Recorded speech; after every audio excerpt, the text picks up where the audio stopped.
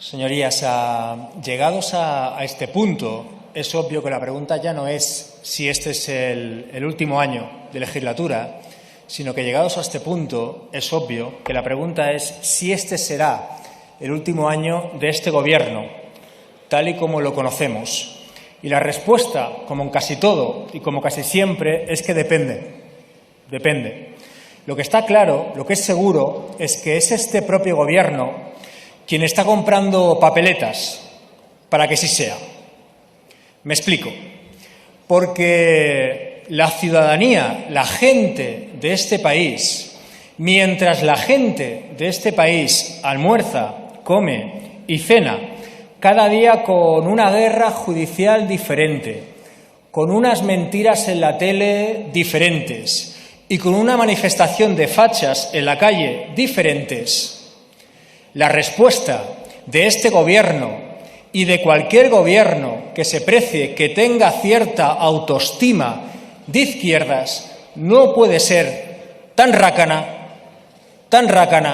y tan temporal. Señor presidente, tiene razón. El tsunami, el apocalipsis que la derecha vaticinó no ha llegado. Eso es cierto, eso es seguro. Pero también es cierto que usted, frente a esa amenaza falsa, simplemente se dedicó a repartir paraguas. Eso también es cierto. Se lo he comentado, señorías del Gobierno, en muchas ocasiones y se lo vuelvo a repetir, sobre todo a usted, señor presidente. A usted, señor presidente, no le echará de Moncloa un exceso de valentía en lo nacional.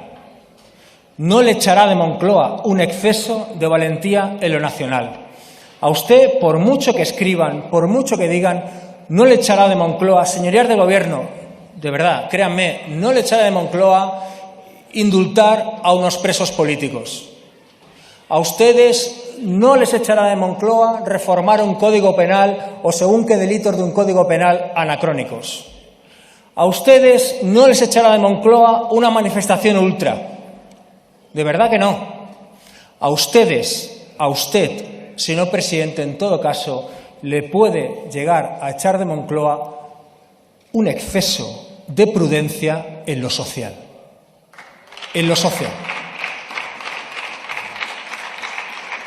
Y esto, en definitiva, es un exceso de prudencia en paliar lo que realmente importa a la gente, en paliar lo dura que se está poniendo la vida de la gente. Mire, le leo un extraordinario artículo de Victoria Oliveras y Raúl Sánchez en El Diario del otro día.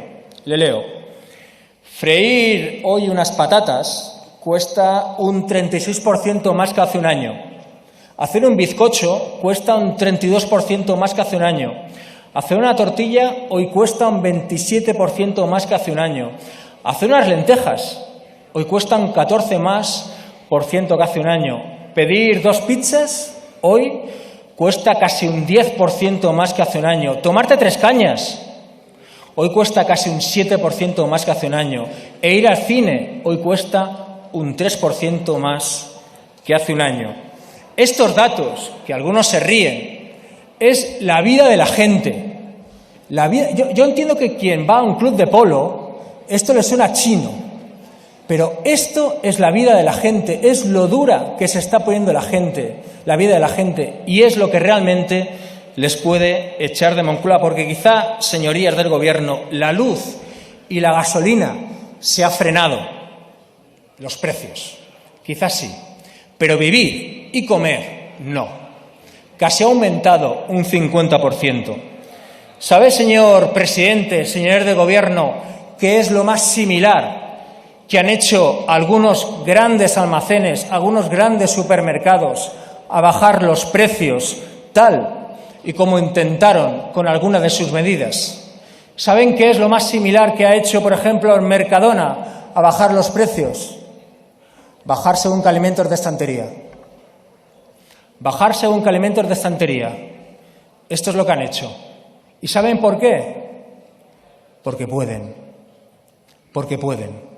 Porque bajar el IVA de los alimentos indiscriminadamente, sin topar precios y sin gravar beneficios, y lo saben ustedes mejor que yo, lo único que consigue es que el Estado no pueda recaudar y que los beneficios de los grandes supermercados aumenten.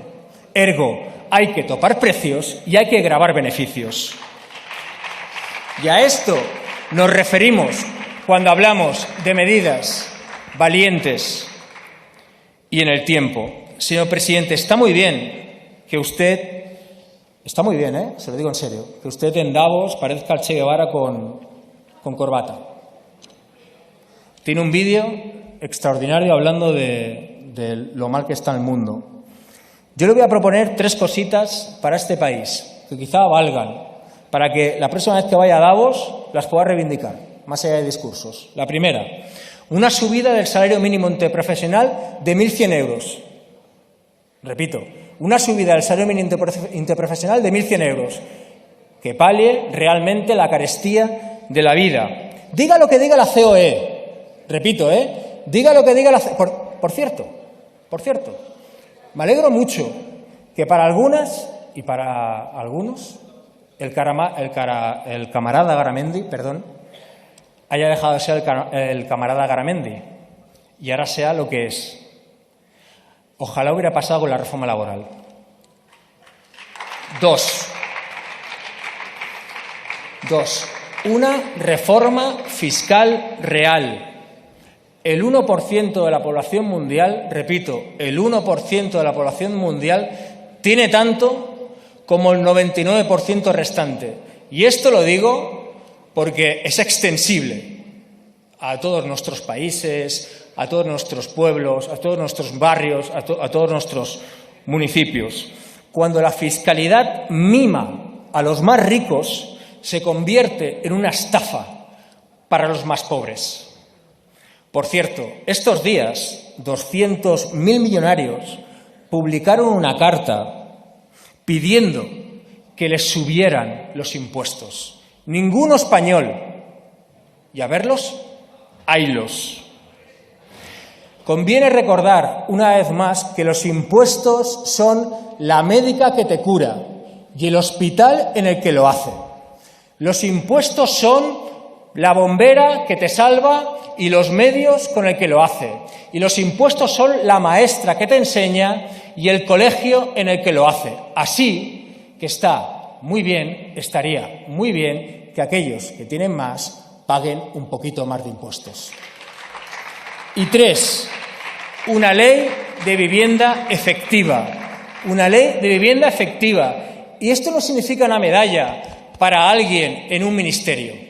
Significa realmente topar precios. Significa identificar zonas tensionadas realmente y que lo haga el territorio. Porque es quien más sabe, quien más conoce. Y no que se haga desde un despacho de un ministerio.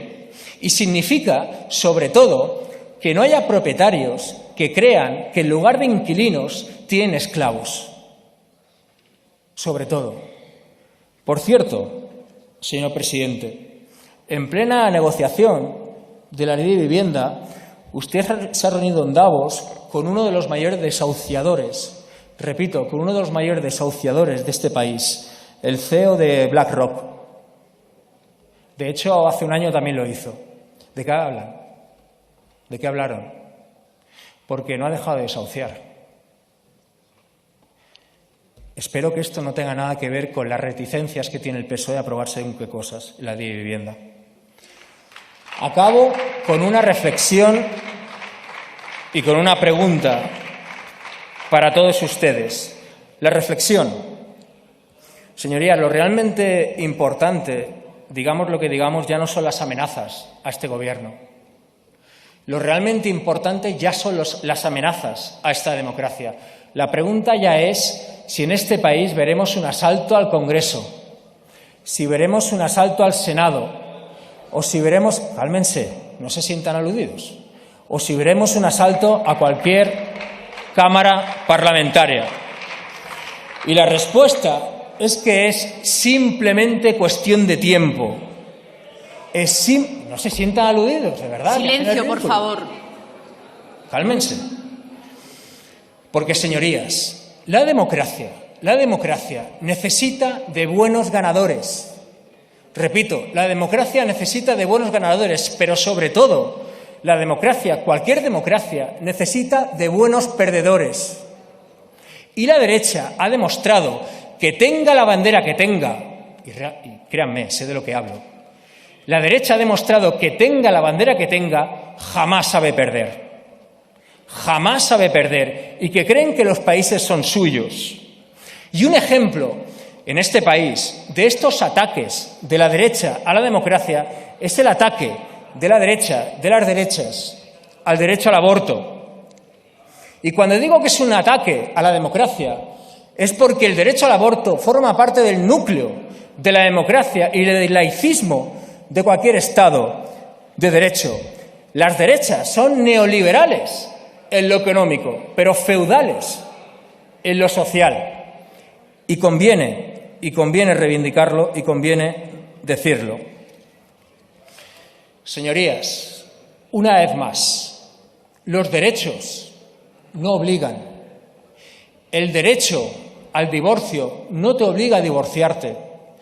El derecho al matrimonio homosexual no te obliga a casarte con un o con una homosexual. El derecho a una muerte digna no te obliga a morir. El derecho al colectivo trans no te obliga a ser trans. Y el derecho al aborto no te obliga a abortar. Los derechos no obligan. Son las derechas las que obligan. Y así hay que decirlo. Porque cuando a la derecha le importa muchísimo el latido de un feto no nacido y muy poco las condiciones de vida de un menor abandonado que ha llegado en patera o en los bajos de un camión, lo que demuestran es que su única religión es el dinero y que su única patria es el mercado y que son unos hipócritas. Y la pregunta para acabar, señorías, estamos en año de elecciones, tal y como he comentado al principio, y eso todos y todas sabemos que dificulta enormemente las cosas. Pero la pregunta que nos tenemos que hacer es si tendremos una segunda oportunidad para hacer cuanto debemos hacer. Y la respuesta es que no lo sabemos. Así que intentemos aprovechar el tiempo. Por ejemplo, los presupuestos del Govern de la Generalitat, los presupuestos de Cataluña, son 1.300 millones para sanidad, son 2.000 residentes más para intentar paliar las listas de espera de la dependencia. Que no haya presupuestos en Cataluña afecta a Esquerra Republicana. Sí. ¿Les afecta a ustedes? ¿Afecta al PSC? También. Pero ¿saben a quién más afecta? A la gente. A la gente. Porque además es que todo el mundo sabrá por qué pasa. Por un cálculo electoral. La pregunta, el ruego que yo les hago es, en los meses que quedan, ¿por qué trabajar para nuestros partidos si podemos trabajar para nuestros países? Muchas gracias. Gracias, señor Rufián.